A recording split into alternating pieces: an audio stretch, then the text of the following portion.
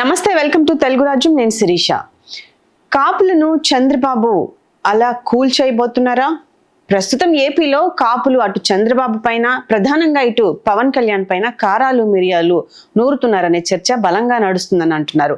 జగన్ను గద్దె దింపితే కాపు నేస్తం పోయినా, వాహనమిత్ర రాకున్నా మిగిలిన సూపర్ 6 హామీలు వస్తాయి కాబట్టి బ్యాలెన్స్ అయిపోతుంది.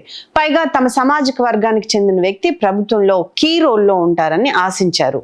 అయితే కూటమి ప్రభుత్వం కొలువు తీరిన తర్వాత పవన్ కళ్యాణ్ డిప్యూటీ సీఎం అయితే అయ్యారు, కానీ ఆయనపై ఆ సామాజిక వర్గ ప్రజానీకం కాబోయే సీఎం పదవికి ఇది పునాది అని ఆశించిన స్థాయిలో పనిచేయటం లేదని, తన జీవితం అంతా బాబు ఫ్యాన్ గానే ఉండాలని భావిస్తున్నట్లున్నారని అనుకుంటున్నారని తెలుస్తోంది.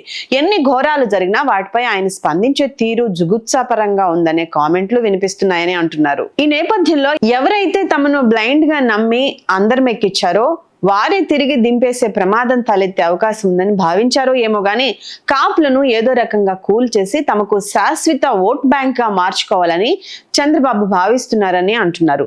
ఇందులో భాగంగా కాపులకు రిజర్వేషన్స్ ఇచ్చే విషయంలో ఆయన అధికారులతో చర్చిస్తున్నారని, సర్వసాధ్యాలపై నివేదికలు తెప్పించుకుంటున్నారని అంటున్నారు.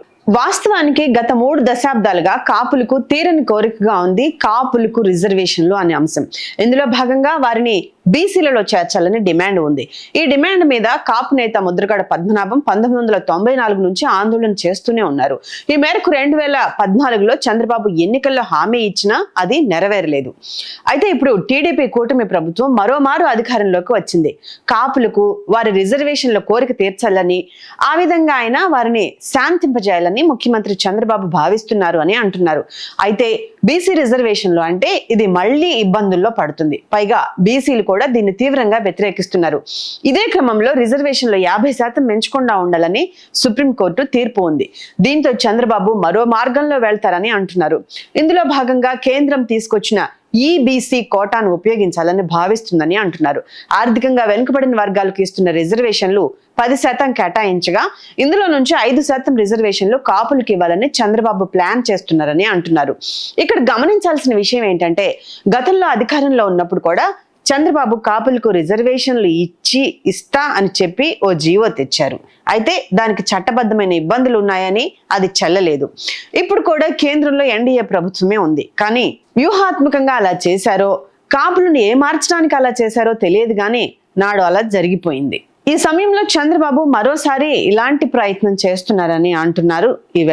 ఈసారి అయినా ఏమార్చే విధంగా కాకుండా సిన్సియర్ గా చేయాలని, కేంద్రంలో మోడీ సలహా సహకారాలు పూర్తిగా సద్వినియోగం చేయాలని ఆ సామాజిక వర్గ ప్రజానీకం కోరుకుంటున్నారు.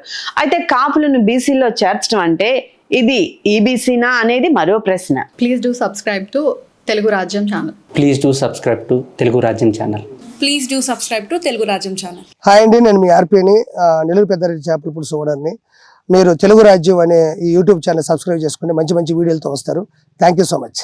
Hi people, I'm Sonakshi Verma and you please watch Telugu Rajyam and please subscribe to the channel.